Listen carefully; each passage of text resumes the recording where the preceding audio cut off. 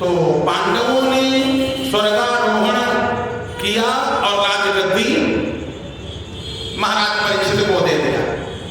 भगवान की बड़ी कृपा है परीक्षित के ऊपर, क्योंकि जिसका जीवन ही नष्ट हो गया था, जो समाप्त हो गया था, भगवान कन्हैया ने जीवन दान दिया। इसे ना जीविता पुनः। महाराज परीक्षित तो गर्भ में नष्ट हो गए थे, भगवान कन्हैया ने उनको जीवित किया था। आज परमात्मा की उनके ऊपर पूरी कृपा है। राज शासन, राजगद्दी मिल गई। कैसे राज्य को चलाया जाए, यह बात गुरुजन लोग बताएंगे। कौन बताएगा? गुरुजन। आजकल गद्दी, राजगद्दी तो मिल जाती है, लेकिन गुरुजनों से कोई मतलब ही नहीं। जब तक कोई गुरु रास्ता बढ़िया नहीं बताएगा, तब तक मार्ग, तब तक मंजिल मिलने वाली नहीं है। महाराज परीक्षित परम ज्ञानी हैं और भगवान के भक्त हैं, तो विचार किया। ततः परीक्षित तुजवर्य शिक्षया महिम महाभागवता ससासः यथा ही श्रुत्याभिसंधन् कोविदाः समादिशन् विप्रमहान् महद्गणस्तथा। ततः परीक्षित तुजवर्य शिक्षया, किससे शिक्षा ले लिया? ब्राह्मणों को बुलाया। तुजवर्य, वो भी श्रेष्ठ ब्राह्मण, श्रेष्ठ आचार्यों को बुला करके महिम महाभागवता ससासः, और उन ब्राह्मणों ने सुंदर उपदेश दिया। और उसके बाद सपुत्र से तनया उपयेम इरावतीं जनमेजय चतुरा। क्या किया? जनमेजया चतुरस तस्या उत्पादय सुतान्। स उत्तरस्य तनया, उत्तर की पुत्री से, इरावती से विवाह किया। जनमेजय इत्यादि 4 पुत्रों को उत्पन्न किया। बढ़िया 4 पुत्र उत्पन्न हुए। इसके बाद सुंदर गुरुजनों के आदेश से राज्य संभाला और ऐसा सुंदर राज्य किया कि परीक्षित का राज्य, परीक्षित जैसा राजा न भूतो न भविष्य, होने वाला ऐसा राजा नहीं, पूरे भूमंडल का राज्य। तो यदा परीक्षित गुरुजांगरे वसन् कलिं प्रविष्टं निज चक्रवर्तीते। महाराज परीक्षित ने राज संभाला, और जैसे राज्य संभाला तो कलि प्रविष्टम, कलयुग का प्रवेश हो गया। कारण क्या? भगवान बांके बिहारी ने सीट छोड़ी। बांके बिहारी धराधाम छोड़ करके गए वो लोग। कलयुग ने देखा मौका बढ़िया है, कलयुग आम होगा। महाराज परीक्षित बढ़िया सुंदर राज्य कर रहे हैं, और इतने में निशम्य माता विनति प्रियां ततः सदासदं संयुग पौंडराददे। बढ़िया वस्त्र इत्यादि पहने हुए, राजसी ठाट कलयुग पहने हुए, और आकर के इधर उधर घूमने लगा। कहां पर अपना हम डेरा जमाएं, पहले कौन सा काम करें। महाराज परीक्षित प्रजा का पालन करते, ये तो मालूम नहीं था हमारे कार्यकाल में कौन आया कौन नहीं आया है। प्रजा का पालन पोषण करते हैं, प्रजा पूरी सुखी है। महाराज परीक्षित ने कई अश्वमेध यज्ञ किए, दिग्विजय किया, दिशाओं को जीता। और दिशाओं को जीतने के बाद एक दिन की बात, अश्वमेध यज्ञ करने के लिए जा रहे थे। अश्वमेध यज्ञ, घोड़ा छोड़ा गया, सैनिक सब पीछे पीछे घोड़े के, महाराज खुद ही रथ पर सवार होकर के जा रहे थे। इतने में देखा क्या? रास्ते में देखते हैं एक दुष्ट व्यक्ति, एक व्यक्ति राजसी कपड़ा पहने हुए और एक गाय को मार रहा है। पूरी प्रजा सुखी है, लेकिन जिस राजा के राज्य में गौ मारी जाए, जिस राजा के राज्य में संत सताए जाए, तो बहुत, उस राजा को तो शास्त्र में यही लिखा है डूब करके मर जाना जिस राजा के राज्य में गौ सती संत सताए हैं। महाराज परीक्षित ने देखा और क्या कर रहा है, एक दुष्ट गाय को लात से मार रहा है, गाय को लात से मार रहा है। और बैल जो है, उस बैल के उसने 3 पैर तोड़ डाले, 3 तो पैर टूट चुके हैं और चौथा पैर उस पर बारंबार डंडे से प्रहार कर रहा, चौथा भी तोड़ रहा। महाराज रथ से कूद पड़े, अरे कस्तम कृष्णे गते दूरम सहकांडीव धन्वना सोच्यवस सोच्याम रहसे प्रहरम वधमरहसे। अरे दुष्ट, अभी कृष्ण को गए बहुत दिन नहीं हुए हैं, अब तू हमारे राज्य में कौन ऐसा दुष्ट है जो गौ को मार रहा है और बैल को मार रहा है? तू दुष्ट है कौन? निकाला तलवार और मारने के लिए तैयार हो गए। तू राजसी वेश बनाए है, राजा जैसे कपड़े वस्त्र पहने हैं और काम मलेच्छा कर रहा है। मैं तुझको नहीं छोड़ूंगा, जैसे जितना कहा। अरे उसने कहा, अरे महाराज से सोचा अब तो मार ही देंगे, न मारे हो यमया नाथ, अरे नाथ हमको मत मारो। क्यों महाराज हमको मत मारो, हम आपकी शरण में हैं। कलयुग ने सोचा ये हमको मार ही देंगे, तो कलयुग बोला महाराज हमको मत मारो। अच्छा तो तुमको मारेंगे तो क्या करें? ये दुष्टता कर रहे हो, गाय को मार रहे हो, बैल महाराज को मार रहे हो, और उसके बाद तुमको हम न मारें? तुम हो कौन? महाराज कलयुग, मैं कलयुग। अच्छा तो तुम कलयुग हो तो क्या तुम यही काम करोगे?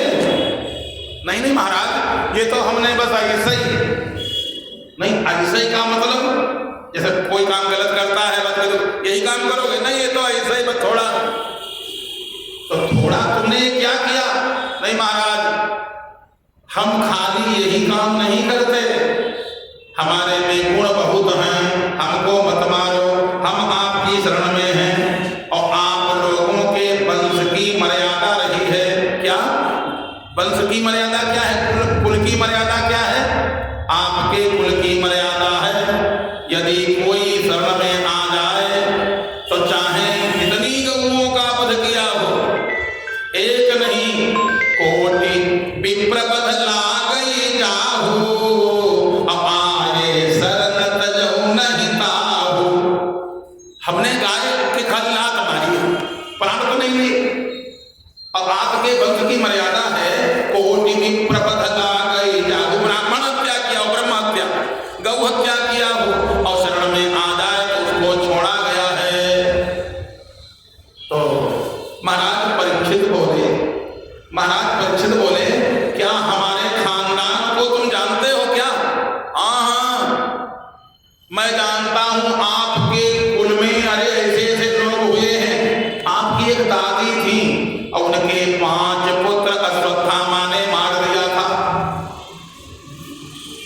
5 पुत्र मारे, और फिर भी आपकी दादी ने, बाबा ने छोड़ दिया। ऐसी तो आपके कुल की मर्यादा रही है, और हमने तो गाय के अभी प्राण तो लिए नहीं, खाली लात मारी है। अरे बड़ा दुष्ट है, लात मारना क्या अच्छी बात है? अरे महाराज बस हो गया, अगर आप हमको मार दोगे तो आपके कलंक लग जाएगा, आपके खानदान में देखो कितने बड़े बड़े काम हुए हैं। महाराज हमको मत मारो, हमारे में सब बुराई नहीं है, हम अच्छाई भी मेरे में है, कलयुग समयुग आन नहीं। महाराज मानता हूं सतयुग त्रेता द्वापर अच्छे अच्छे युग हैं, लेकिन हमारे जैसा कोई नहीं, जो हमारा जो ये युग है हमारे जैसा कोई युग नहीं। फिर तुम्हारे में क्या है? कहा कलयुग समयुग आन नहीं। और उसमें एक जैसे कोई कंपनी है, इतने दिन की गारंटी, अब बाद में उसमें कोई न कोई ऐसा लिख दे, ये अगर करोगे तो कोई गारंटी नहीं। तब कलयुग समयुग आन नहीं, जो नर कर विश्वास जोड़ दिया। कलयुग जैसा कोई युग नहीं, और कलयुग में सब कुछ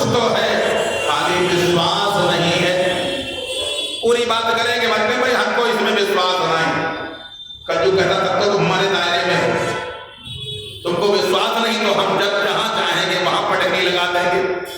कलयुग समझुग आन नहीं जो नर कर विश्वास, और गाय राम गुण गण विमल भव कर बिनहि प्रयास।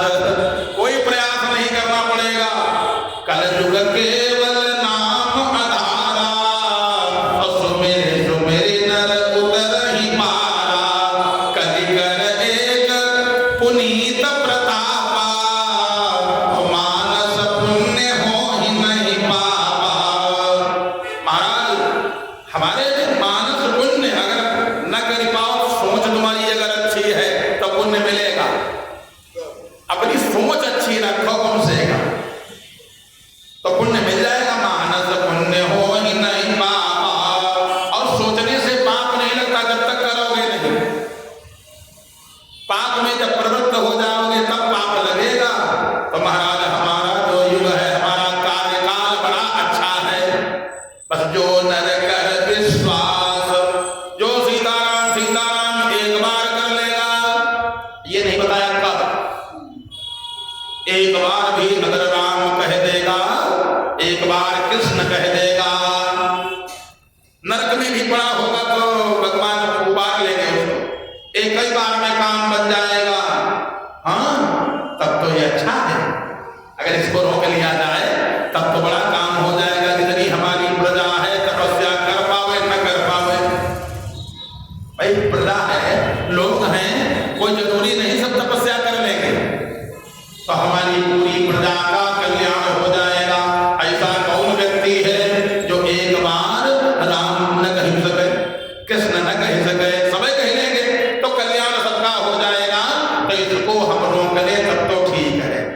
कहाँ रुकोगे? महाराज यत्र क्वचन वसामि सार्वभौम तवाज्ञया, यत्र क्वचन वसामि, महाराज जहां रहूंगा आपका नाम लेता रहूंगा, आपके आदेशानुसार काम करूंगा। तवानु सार्वभौम तवाज्ञया, आपकी आज्ञा का पालन करूंगा। आप अगर कह दोगे कि इस रूम में रहना तो रूम में रहूंगा, बाहर नहीं निकलूंगा। कह दोगे इस गांव में रहना तो इस गांव में रहूंगा। जहां आप कह दोगे बस हम वहीं रहेंगे, आपके आदेश का पालन हम करेंगे। यत्र क्वचन, जहां आप कह दोगे। अच्छा तब तो कोई बात ही नहीं, इसके माने आज्ञा पालक भी है।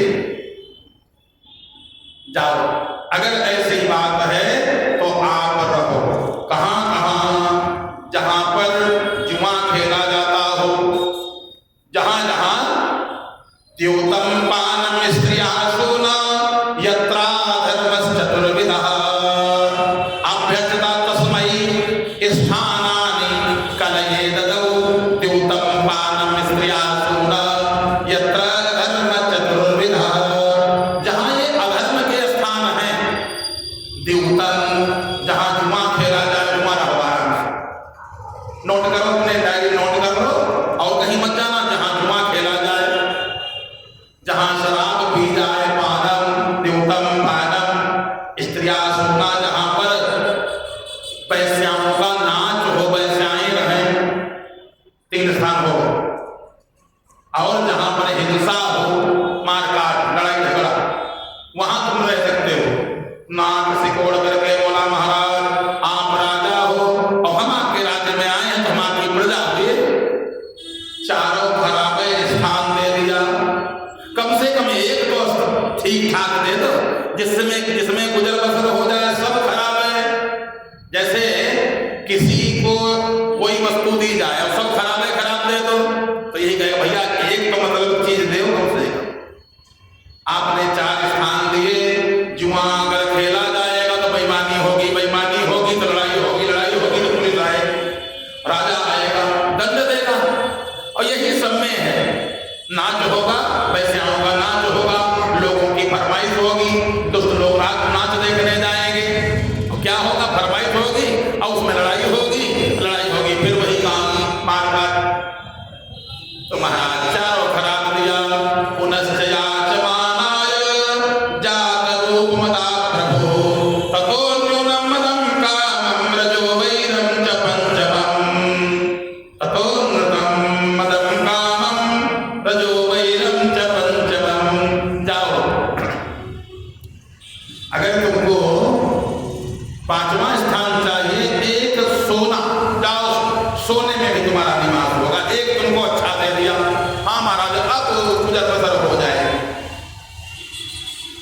कम से कम एक तो हो गया, अब एक ठीक मिल गया, 4 खराब, एक अच्छा, काम चल जाएगा। जाओ जहां जहां सोना हो वहां पर तुम्हारा निवास रहेगा। महाराज ठीक, फिर हम चले। कलयुग चला गया और जहां जहां पर 5 स्थान थे सब कहीं अपना जा करके अपना डेरा जमा लिया। बोलबाला उसका शुरू हो गया। अब कलयुग में, जैसे कलयुग में जहां जितनी चीजें इसने 5 स्थान लिए और 5 विचित्र हैं, 5 विचित्र हैं। दही गली गली बिक रहा है और शराब, जब उसी को राजा है, उसके स्थान है, वो कहता हमारे राज्य में हमारी जगह है नंबर 1 महंगी होगी और सबसे पहले बिकेगी। चौराहे पर बढ़िया सुंदर अच्छे चौराहे पर लस्सी बेचो कम बिकेगी, और किसी प्लाट में कीचड़ खूब होए, अच्छे अच्छे आदमी पैंट चढ़ा करके पहुंच जाएंगे, पर ठेका बीचों बीच कीचड़ में जो बना अच्छे अच्छे लोग पहुंच जाएंगे। कोई प्रचार नहीं, कोई प्रसार नहीं, और कोई टेस्ट नहीं, बता, और बिक रही। यानी कलयुग कितने स्थान हैं। अब उसका 5वां जो था बचा खुचा वह 1.5 लाख में हो गया। एक तोला है तो 1.5 लाख, बड़ा मुश्किल भाई। कलयुग का प्रभाव है। एकदम से कितना कहां था, एकदम से 50,000 से 1.5 लाख पहुंच गया। बताओ कोई चीज ऐसे बढ़ेगी? महाराज भाई, जिसका राज्य उसी का स्थान, क्या पूछना, जिस रेट में चाहेगा उस रेट में बिकवाएगा। 5 स्थान मिल गए, 5 जगह बोलबाला हो गया। किसी भी महात्मा को चाहिए ये 5 स्थान छोड़ दे, जो अपना कल्याण चाहता हो और महात्मा है तो ये 5 स्थान छोड़ दे। गृहस्थ है तो बेचारा सोना है कहां फेंकाएगा, बिल्कुल न हो तब भी लोग कहेंगे कि कुछ नहीं। गृहस्थ को सोना थोड़ा बहुत तो रखना पड़ेगा, और 4 स्थान तो बिल्कुल गृहस्थ हो चाहे साधु, ये 4 स्थान तो सबको छोड़ देना चाहिए। 5वां रहा सोना, तो गृहस्थ थोड़ा बहुत रखे, और महात्मा तो बिल्कुल चक्कर में न पड़े। न खोपड़ी कटने में देर लगने वाली नहीं है। जिन जिन मठों में मंदिरों में प्रॉपर्टी ज्यादा, महंत जी खतरे में है, जहां ज्यादा है। तो ये 5 स्थान पा गया, प्रणाम किया, चलता बना, गाय के आंस पोंछा। महाराज परीक्षित ने जो आंस बह रहे थे टप टप टप टप पोंछा। चिंता मत करो माता जी, हम हैं। महाराज आप हो तब तक तो ठीक है, और आपके बाद जिसको आपने स्थान दिया बीच में हम बोल नहीं पाई हैं, बोलने काबिल रखे नहीं उसने, क्योंकि वो आ गया है, वो कितना उसने पीटा है, और जो पीट रहा हो उसको उसके सामने बोलने की हिम्मत पड़ेगी। महाराज बीच में हम बोली नहीं, लेकिन बड़ा दुष्ट है, हमको दुख इस बात का है, हम रो रही इसने मारा, इसका दुख नहीं, दुख इस बात का है आपके बाद लुटेरे राजा राज करेंगे। ये पृथ्वी है, पृथ्वी माता ने, गौ रूप पृथ्वी है, गाय के रूप में है कौन? पृथ्वी। पृथ्वी माता बोली महाराज आपके राज्य के पश्चात हमारे ऊपर लुटेरे राजा राज करेंगे, हमको तो बड़ा कष्ट होगा, टैक्स पर टैक्स लगेगा, प्रजा त्राहिमाम पुकारेगी, महाराज बड़े अनर्थ होंगे, इसलिए मैं रो रही हूं। कलयुग ने कहा अच्छा हमारी खिलाफत तुमको बताएंगे। कलयुग ने कहा हमारी खिलाफत। पृथ्वी माता ने निवेदन किया आप चिंता न करो, हम हैं। महाराज परीक्षित ने कहा प्रसव महाराज, बैल महाराज जो है उनके आस पूछे आप क्यों रो रहे हो? वैसे तो आपके 3 पैर टूट गए हैं, लेकिन हम इसमें जितना हो सकता है हम इलाज करेंगे, ठीक रखेंगे। महाराज आप क्या ठीक रखोगे? 3 तो टूट गए, 4था घायल है। अरे नहीं, आपको दर्द बहुत हो रहा होगा। देखो आप व्यक्ति के वाणी से मालूम हो जाता है ये है कौन, अब किस प्रकृति का है। आपके पैर टूट गए हैं, आपको बड़ा कष्ट हो रहा होगा। बैल बोला महाराज जब आनंद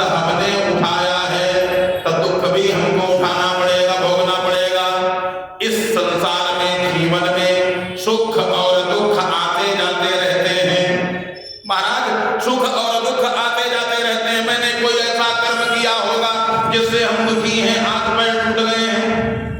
तो धर्मम ब्रवीष धर्मज्ञ, महाराज परीक्षित बोले धर्मम ब्रवीष, अरे बड़े धर्म की बात करते हो, तुम हो कौन?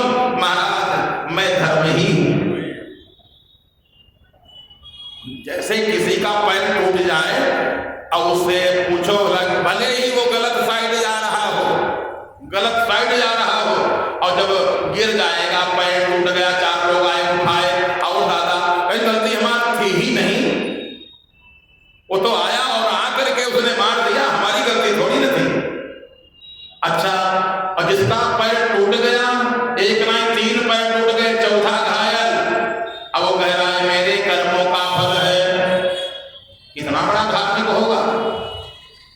है वास्तव में बात सही, अपने कर्मों के फल से ही सुख और दुख आते हैं, लेकिन किसी को कष्ट मिल जाए और देखने वाला जाए, अरे दादा आपके बड़ी चोट लग गई, और कहे हाँ पैर टूट गया है, क्या बता मैं, है तो कष्ट, देखने वाला कहे नहीं तुम्हारे कर्मों का फल है, तो कहे उठो जल्दी करो, चाय बंद करो, चाय को मत पिलाना, न चाय मिलेगी न बिस्किट मिलेगा, पानी भी नहीं मिलेगा अगर कह दे कि तुम्हारे कर्मों का फल है। और सत्यता यही है कर्मों का फल, बिना कर्म के सुख दुख नहीं आते। तो इस प्रकार से आज वो बैल बोला महाराज जब सुख मैंने भोगा तो दुख भी मैं ही भोगूंगा, ये मेरे कर्मों का फल है।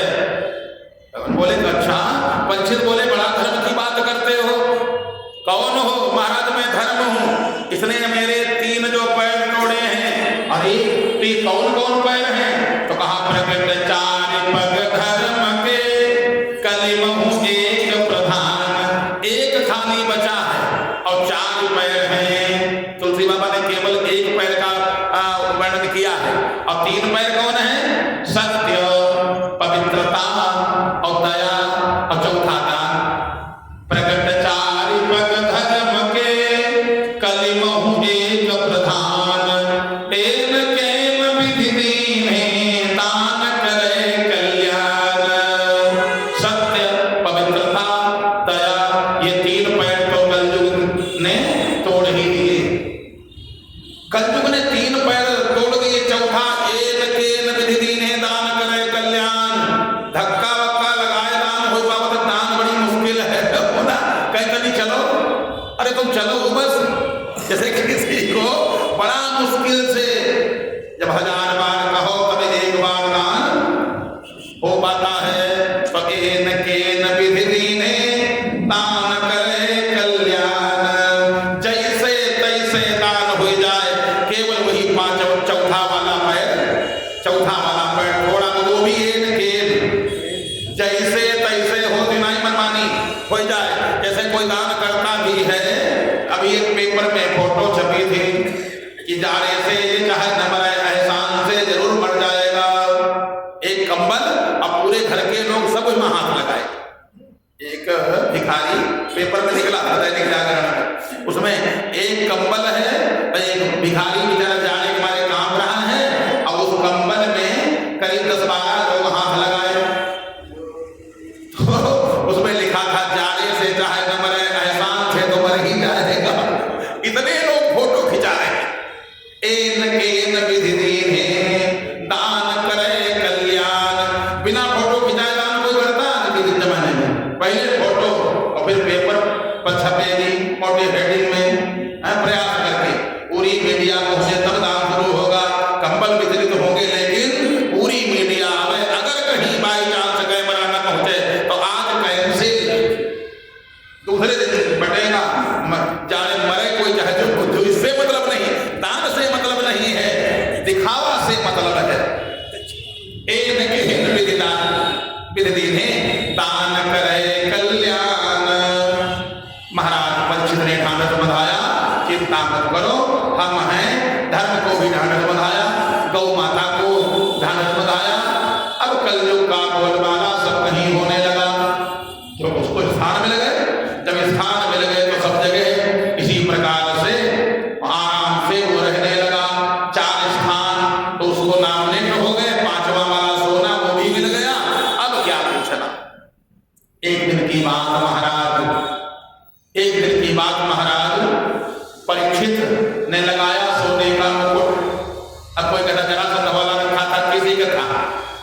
इतना मतलब रखना चाहिए, सोने का मुकुट था, सोने का मुकुट लगाया और प्रज्ञा करने के लिए, शिकार खेलने के लिए, पहले राजा लोग शिकार जरूर खेलते थे। शिकार खेलना भी धर्म था, शिकार खेलना धर्म था। शिकार, अब बहुत लोग कहें शिकार खेलना धर्म क्यों था? शिकार किसकी खेली जाती थी, किसको मारा जाता? एक नियम था, ये नहीं जिसको पाओ उसको मार दो। पावन मृग मारहि अजानी, पावन मृग मारहि अजानी, नित प्रतिपितु ही दिखावहि आनी। अपने पिताजी को दिखाते पावन मृग, पवित्र, जिसके कस्तूरी निकल आई, और कस्तूरी जब निकल आई तो भागता, उसी का नाम मृग तृष्णा। अब वो भागता, खूब दिन रात भागता, खुशबू कहां से आ रही, ये सुगंध कहां से आ रही, कस्तूरी है, और सुगंध के चक्कर में इतना भागता, बेहोश होकर के गिर जाता। तब वो कहता है इससे अच्छा कोई राजा हमको मार दे, कम से कम ये जो भटकन है, जो हम भाग रहे हैं, वही भागना कभी कष्ट दूर हो जाए। वो मृग मारते। अब जब मृग मारा तो करेंगे क्या? चर्म निकली, महात्माओं को दे दिया। अब देखो क्या धर्म हो रहा उससे, मृग चर्म महात्मा क्या निकालेंगे क्या? अगर महात्मा शिकार खेले तो वही वो जो है अधर्म हो जाएगा।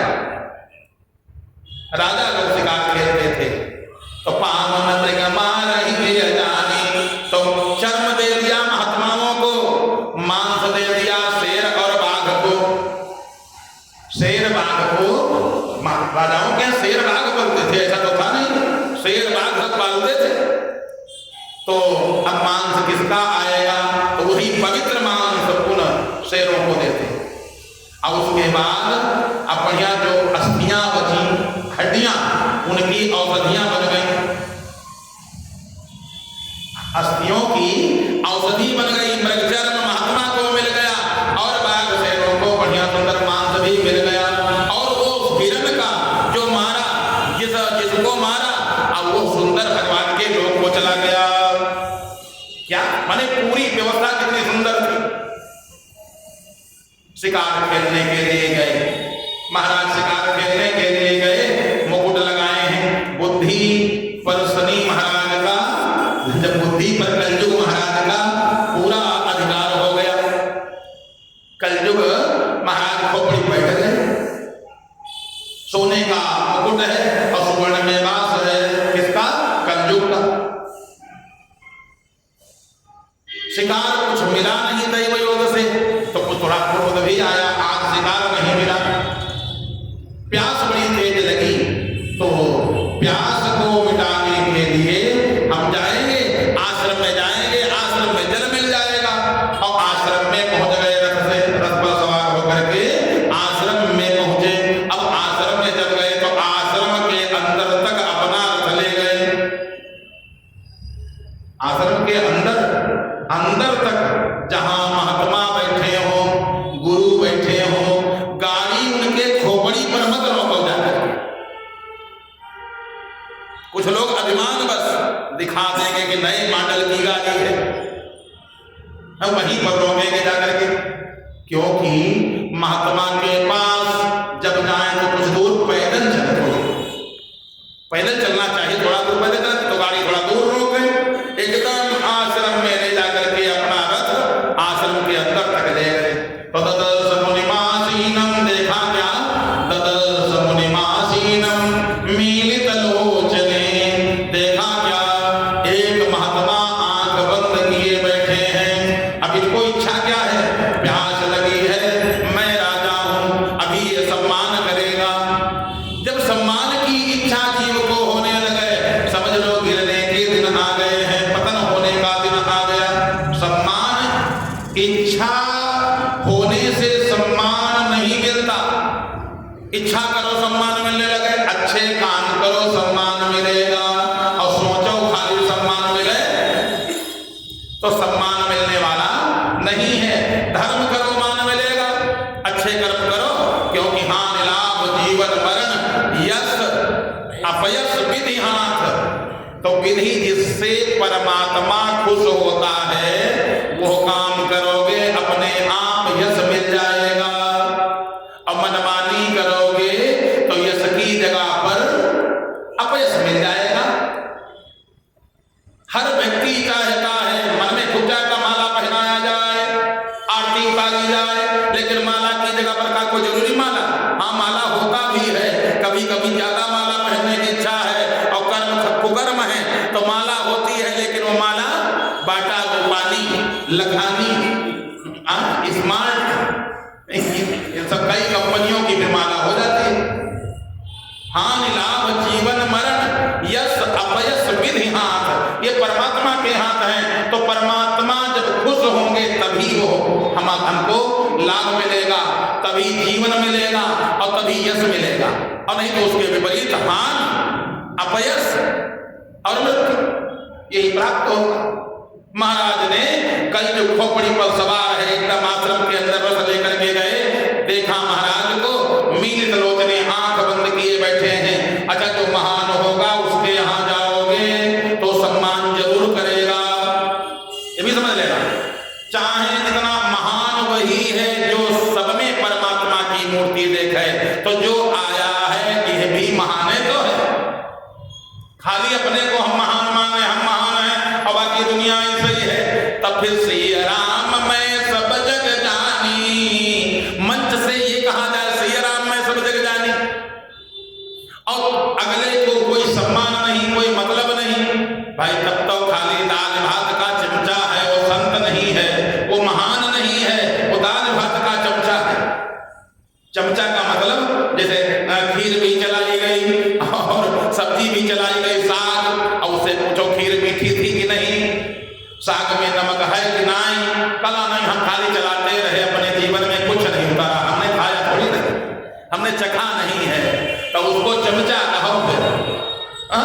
तो इसलिए जो वास्तव में जिसकी प्रतिष्ठा है, अगर आपका सम्मान किसी ने किया है समझ लेना ये सम्मानित व्यक्ति है, और जिसने आपका अपमान किया है समझ लो ये किसी काम का व्यक्ति नहीं है, क्योंकि इसको अपमान मिला है, अपमान ही दे रहा है, जो मिला होगा देगा तो वही। महाराज गए कल जो खोपड़ी पर सवार और पहुंच गए सम्मान के चक्कर में कि एक महात्मा सम्मान करेगा तो हमारा सम्मान बढ़ जाएगा, महात्मा से सम्मान पाने की इच्छा ही न करे, महात्मा महात्मा है तो अरे तुम्हें तो यहां तक मोरे मन प्रभु अस विश्वासा और राम ते अधिक राम करदासा, भगवान से बड़े भगवान के दास हैं और उनसे सम्मान पाने की इच्छा जो कोई करे, तो चाहे सोने का मुकुट लगाए हो, चाहे न कलयुग के सवार है, इसे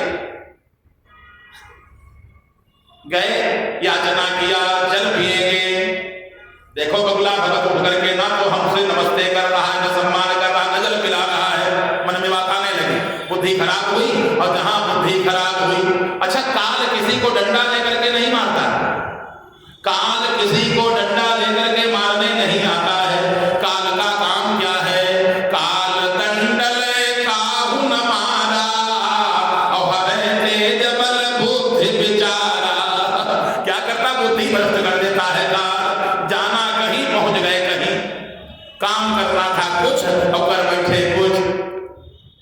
ए महात्मा जल नहीं पिलाओगे, जानते नहीं हो मैं भूमंडल का राजा हूं, अच्छा बहुत बगुला भगत है, अभी देखो मालूम हो जाएगा कि एक ऐसा भगत है जैसे कोई सो रहा हो या मक्कर किए हो, सो रहा है तो जानेगा नहीं, और मक्कर किए हो उससे कहीं तुम्हारी तरफ सांप आ रहा है तो तुरंत ऐसे करेगा भाई कहां, या कहीं छिपकली आ गई और खड़ा होगा।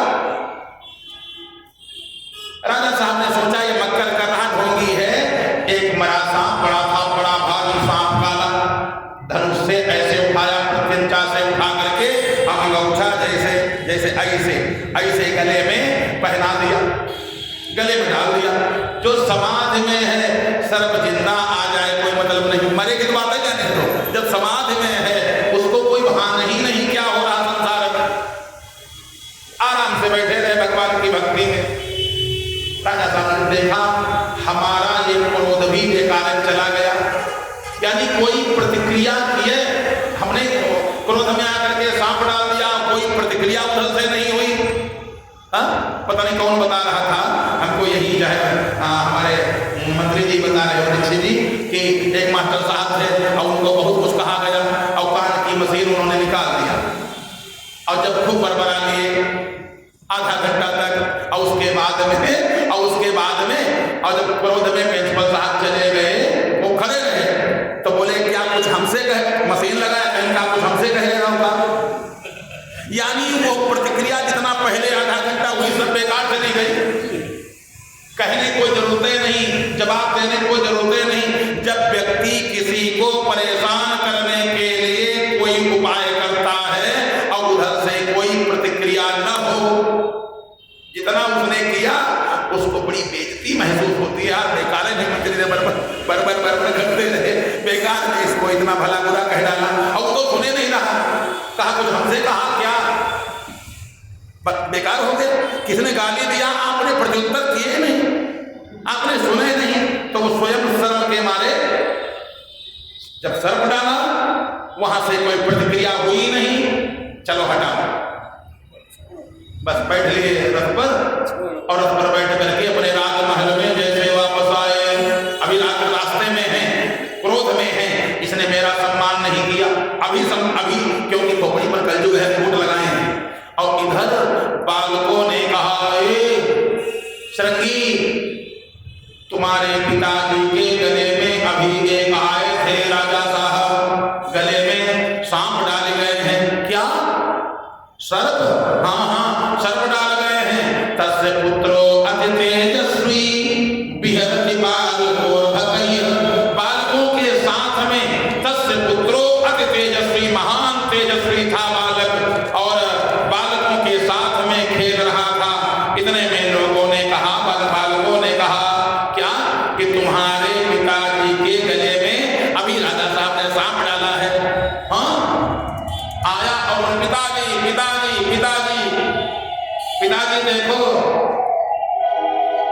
देखो आपके गले में, अरे देखो तो पिताजी आपके गले में सर्प है, उठो पिताजी। अच्छा सांप किसी के गले में हो, हाथ में हो, पैर में हो, रिश्ता चाहे जितना घनिष्ठ क्यों न हो, कोई आकर के छुड़ाएगा नहीं, तरकीब बताएगा, फेंक देना, उधर फेंकना, उठा करके डाल देना।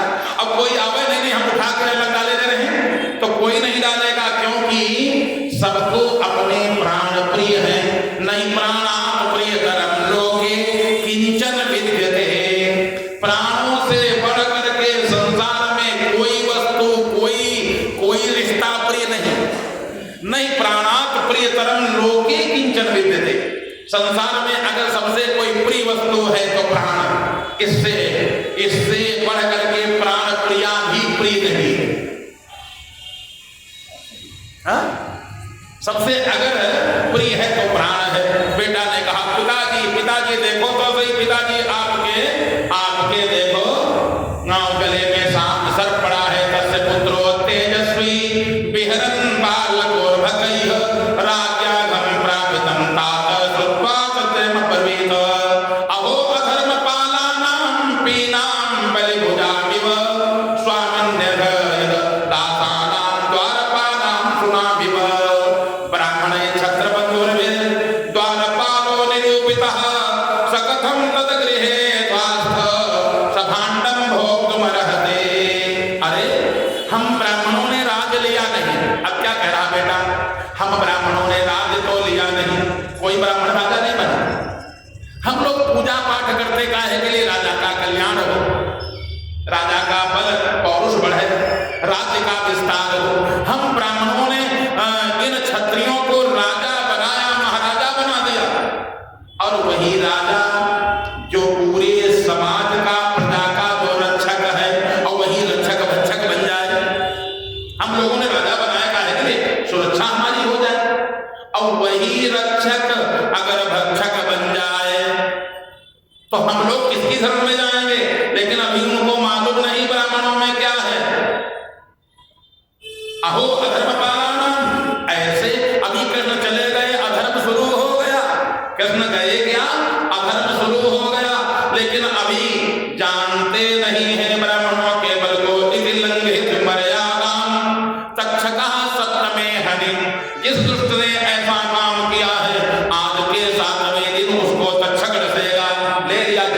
और दे दिया श्राप। 5 साल के बालक ने, छोटा बच्चा, अबोध। आजकल लोग कहते हैं संस्कारात् उच्यते, संस्कार करो तब पंडित बनेगा, तब ऋषि बनेगा। संस्कार करने से नहीं, जन्म से ब्राह्मण ब्राह्मण है, ऋषि जन्म से ऋषि है, संस्कार से नहीं हुआ। बताओ सुखदेव जी के कौन संस्कार हुए? पैदा हुए, जाते जाते विद्याम पठते स जात वेदा, जात वेदा उसको कहते हैं जो पैदा हुए और वेद बोलने लगे, धर्म की बात करने लगे, धर्मशास्त्र के श्लोक बोलने लगे, जाते जाते पढ़ाना न पड़े, अपने आप पढ़ गए। ऐसे हैं ब्राह्मण, ऐसे हैं ऋषि, ऐसे हैं महात्माओं के श्रेष्ठ ब्राह्मण।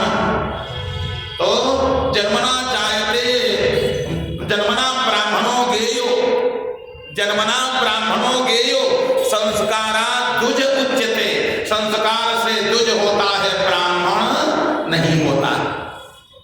द्विजायते स द्विजः, जिसको जनेऊ करके विद्या के द्वारा गुरु दूसरा जन्म दे उसका नाम है द्विज। अब ब्राह्मण जन्म से ब्राह्मण है, ब्राह्मण जन्म से ब्राह्मण है। जैसे गऊ जन्म से गऊ है, अब उसको आप अगर ज्यादा भाई संपन्न, ज्यादा उससे दोहन करना चाहते हो तो गाय को आप घोड़ी नहीं बना सकते हो, या घोड़ी को गाय नहीं बना सकते हो। अब गऊ है, उस गाय को आप गऊ वाले में से ही उसी में वैरायटी चेंज कर सकते हैं। हो सकता भाई कुछ थोड़ा बहुत किया जाए, और लोग कर रहे हैं, उसमें साहीवाल बना दिया, देसी में साहीवाल बना दिया है, साहीवाल में जर्सी बना दिया।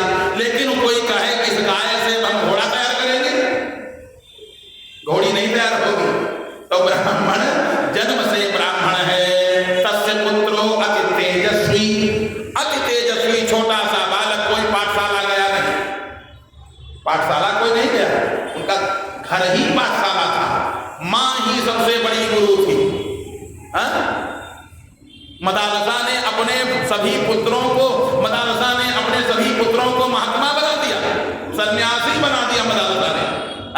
शुद्धो से बुद्धो से निरंजनो से, अरे तुम शुद्ध बुद्ध हो, तुम परमात्मा के स्वरूप हो, क्यों रो रहे हो? ये पाठशाला है। मां ने अपने सभी बालकों को महात्मा बना दिया, समझ लीजिए। 3 महात्माओं की कोई विद्यालय स्कूल थोड़ी ना होते थे, उनका घर ही स्कूल था, पाठशाला था, और माता ही गुरु थी। पूरा सिखा के बढ़िया एकदम। तस्य पुत्रो अति तेजस्वी बिहरति बालकों भक्कैः, बालकों के साथ में खेल रहा था, बालकों ने बताया, आया रोया, जब पिता की आंख नहीं खोले, ले लिया हाथ में जल, अब बोला इति लंघित मर्यादाम तक्षकः सप्तमे हनि, जिसने मर्यादा को तोड़ करके ऐसा काम किया है, हम लोग अगर इसका प्रत्युत्तर नहीं देंगे तो जो आएगा वो यही बनाएगा, कोई बड़ा सांप डालेगा, कोई जिंदा डालेगा।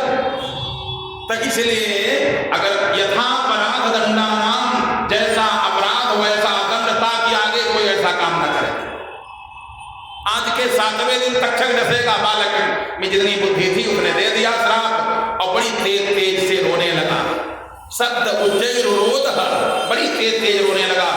और जब बहुत तेज रोने लगा, पिताजी समीक महाराज आंख खोले, समाधि भंग हो गई। पुत्र का समाधि रोदसी, अरे बेटा क्यों रो रहे हो, क्या हुआ? पिताजी गले में देखो, पिता ने देखा, अच्छा ये मरा है, कहीं से आ गया होगा, किसी ने डाल दिया होगा, मरा है। अरे पिताजी मरा होता है, जिंदा हो है तो सब किसी ने डाल दिया होगा।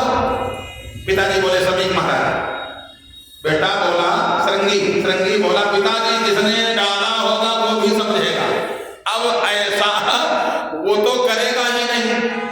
और जो कोई ये काम ये जान जाएगा उन्होंने ये किया है तो उनको भोगना पड़ गया, तो संसार में अब ऐसा कोई काम नहीं करेगा।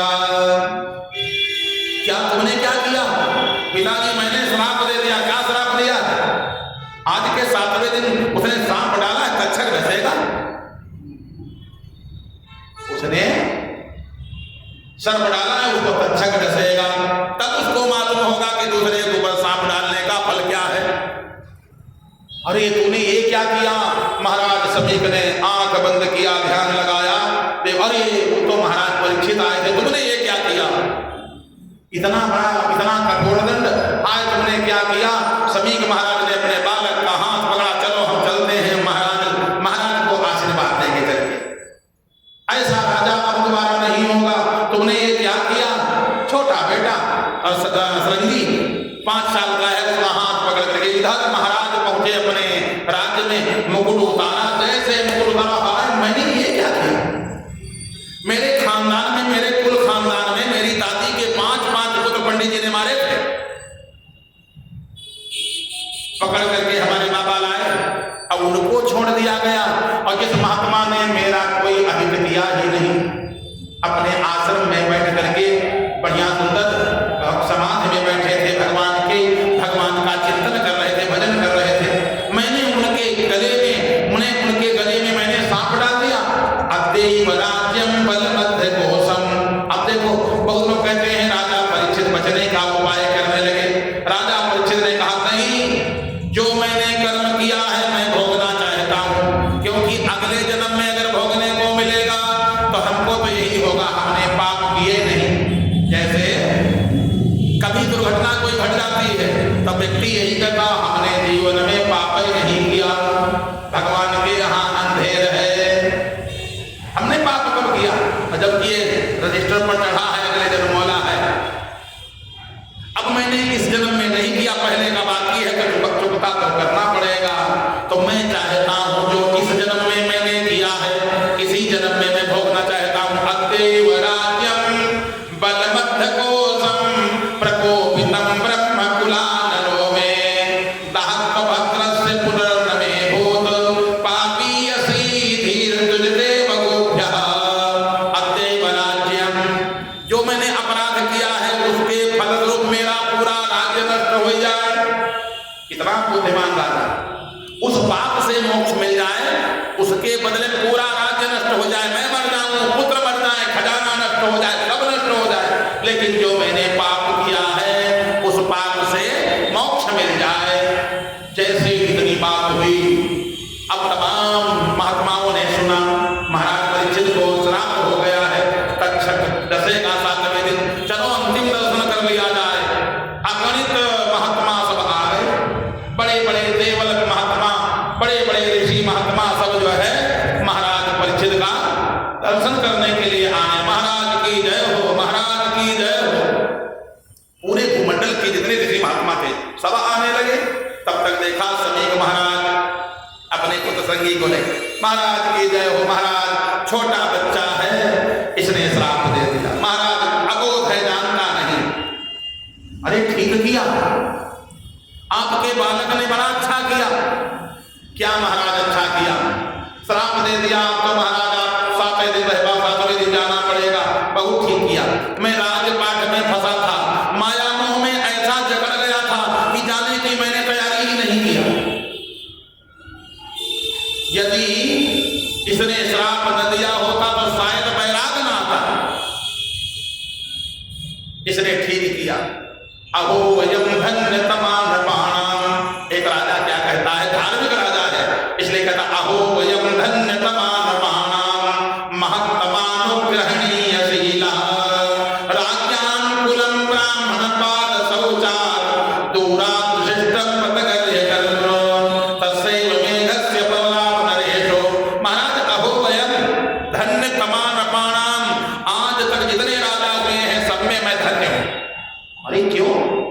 महात्मा सब इकट्ठा, लगता है मृत्यु से पहले दिमाग इसका कुछ खराब हो गया। आज के 7वें दिन मरेगा, सब लोग देखने के लिए आ रहे हैं, और ये कह रहा अहो वयम धन्य तमान नपाणाम। नपाणाम जितने राज्यानाम, जितने राजा हैं सबसे मैं धन्य हूं। लोगों ने कहा देखो क्या कह रहा, धन्य हूं, काहे के लिए धन्य हूं?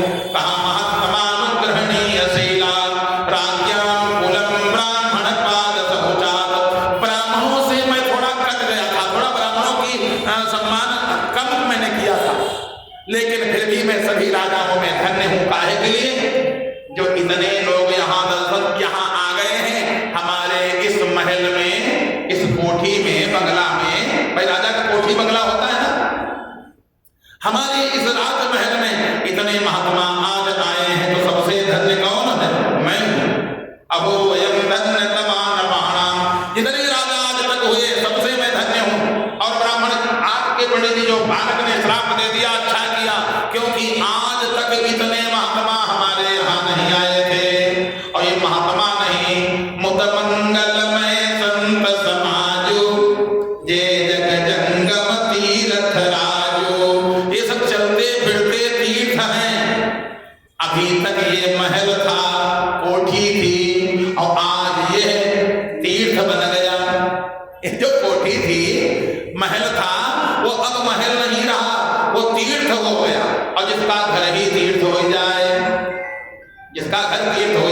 फिर क्या पूछना?